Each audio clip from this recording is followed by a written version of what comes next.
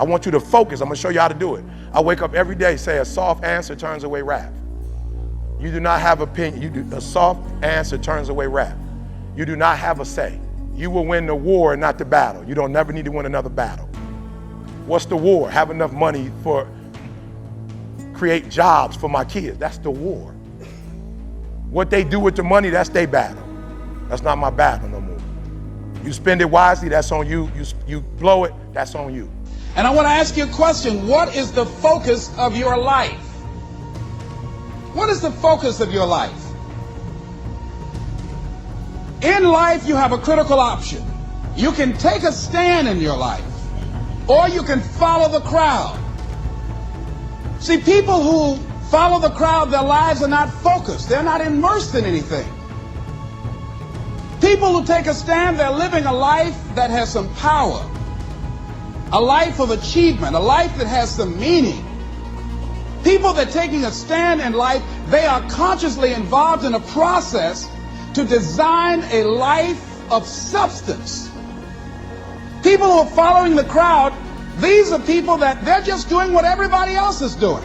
So that's a crowded road over there. They're following the followers. Now I wake up, I promise, as soon as I get, you do not have a say. You do not have a viewpoint. The only viewpoint you have is for Eric. You told yourself to get up at 3, it's 3, get your butt up. You cannot tell nobody else to get up at 3 o'clock in the morning. You can't tell nobody else how they need to grind. They grind look like they grind. You can't tell nobody, you need to get up early. Maybe they don't, who knows? You know what you need to do, you can have a say for you. I want to talk to you about taking a stand with your life. And what are some of the things we can do that will enable us to give our lives up in a way that has some purpose and meaning, that can be real for us, that can give us a sense of fulfillment, of joy and happiness and peace of mind. See, most people are bored with life. Most people feel that life isn't worth the hassle, that life is just wearing me out. It's boring, it's monotonous. I have nothing to look forward to. Here we go again, another Monday morning. TGIF Day, thank God it's Friday. When you put your energy and focus on what you don't have, when you put it on fears, when you're doing all the negative, I could still be negative with my wife right now. I took ownership, like, you know what, whatever, like, I solve problems, that's what I do. She said it on the podcast, sometimes when you're so close to a thing, you can't even see it. Sometimes when you're so close to a thing and people trying to tell you, you can't see it because you're too close to it. And I dare you to study, and we don't want to study because we don't want to discover what we need to change. Invest money, read and study. Guys, I got my PhD, master's degree, 4-year degree. Let me tell you what school did. Everybody like, you don't need to go to school. Some of us need to go to school. Why? Because I never knew how to read and study. And school taught me the discipline of, do you know 2 people can look at that assessment the same way, and based on people's ability to critically think, they're gonna get something totally different out of it? No disrespect to a high school dropout. He get a hold of that assessment, I get a hold of the assessment, it's 2 different assessments. Matter of fact, when we were, Dallas I think it was, there was a guy who was a CEO of 3 hospitals. He said, I ain't gonna lie to you, E, I've done this before. It ain't the test, it's the facilitation. So looking for a way in which we can begin to give our lives some special power. Number 1, commit yourself to giving your best at all times. Now that's not easy. See, most people, and particularly those who are working in corporations, they're finding now they've got to change their behavior. We're now involved in a world economy. We will never do business the way in which we've done business in the past. We will never be able to, in the American workplace, do just enough to get by. Now the standards have been raised. Quality and productivity has been increased because of the competition. And so now average performance will not be enough. This is a new day. Competition is fierce. So people who've been locked into a behavior pattern are working just hard enough to keep from getting fired. They're being laid off, are forced into early retirement. It's a new game now. So now more than ever, it's about increased productivity. Now more than ever, it's about superior quality service. Now more than ever, it's about creating a positive atmosphere in the workplace, and people that have that competitive age, people that are hungry to make it. Homeless, 2.5 years homeless. I survived the streets homeless. There was a couple things I was aware of. I was aware on both sides of my family that the men in our family used drugs. I was aware, a sense of awareness. And I started seeing stuff that was happening in their lives that wasn't necessarily productive. And I started noticing, I just started taking notes. Okay, they used drugs or alcohol. Okay, some finished, most of them didn't finish school. Okay, they all had multiple women, kids by multiple women, and didn't take care of some of the babies. Got it. Not rocket science. You don't need no PhD for that. So I was like, okay, boom, boom. 47 years old. I've never drank ever. I've never smoked. I'm not telling you not to drink or smoke. I'm telling you I was aware the men in my family are not necessarily successful, and let's find out why. Committing yourself to give your best at all times, regardless of the competition to do otherwise, or the influences of negative people that will tell you, hey, look here, don't push yourself too much. Now's the time to push yourself, to always get in the habit of giving the best that you have to share. Because when you start looking at giving your best at all times, that's not easy.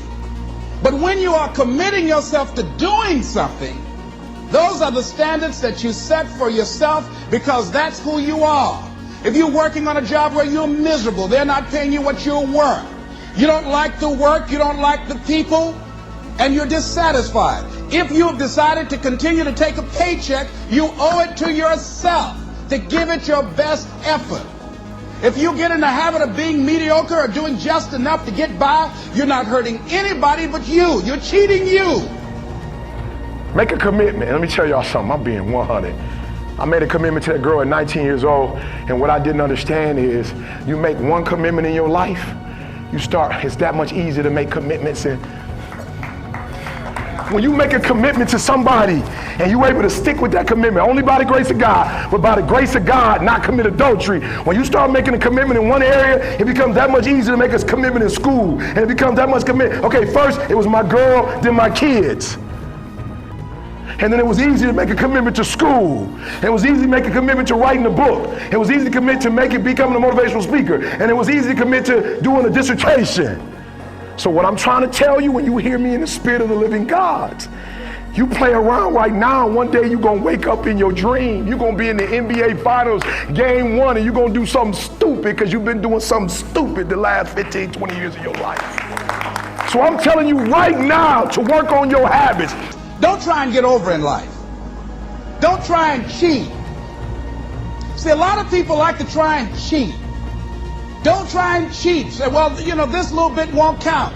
Everything counts. I like what Whitaker said, what you think about me is none of my spiritual business. Don't try to cut a bargain with life. Life is not Donald Trump. Life will not give you any special deals because you maintain a sense of integrity. That's what I was talking to my son about. He was talking about how, Dad, I got so much on my plate. I got this, I got that. I said, shut up and man up. You ain't in Iran. You ain't in Iraq. You ain't carrying no gun. You ain't at war at 13. What's on your plate? Which Jordans to wear? What's on your plate? What clothes to wear? What's on your plate? Returning the email? What's on your plate? Going to look at the facility? What's on your plate? So the day my life changed, because I wasn't always the #1 motivational speaker in the world. I was homeless, living in an abandoned building, eating out of trash cans. When did my life turn around? The day I stopped saying my daddy wasn't in my life. You got to do what you do because, not with any ulterior motives, that you're going to get some special benefit or some special treatment in the universe. No! Doesn't mean that somebody might not steal your car while you're trying to do some good for somebody.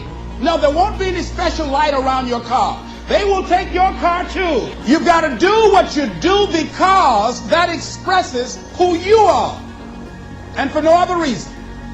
They might not have a banquet to recognize you or give you a special little plaque and dedicate a day in your name. No. Do what you do because that's you. I remember praying one day. I'm out praying 3 o'clock in the morning. I'm talking to the Creator at 3 o'clock in the morning. And I ain't where I want to be. And I'm like, God, I ain't where I want to be. And he was like, you stop being a victim. I said, what you mean a victim? Well, it ain't my fault my mom got pregnant at 17. It ain't my fault my daddy wasn't there. It ain't my fault they couldn't get along. It ain't my fault. He said, boy, you grown. You ain't 10 no more. The decisions you make right now is up to you. You crying about something that happened to you when you was a kid. You ain't even no kid no more. You a grown man. Take full ownership. The stupid stuff you doing, your parents didn't make you play no video games. And what you crying about? So what your daddy wasn't there? Your mama ended up getting married. What you crying about? He went to work every day. He never beat you. He never abused you. Your mama did the best she knew how to do. What you crying about? You grew up in a house. What you crying about? You was never sexually assaulted. What you crying about? Did somebody beat your butt because you did something you wasn't supposed to do? What you crying about? Nobody just came home and started whipping you. Man up.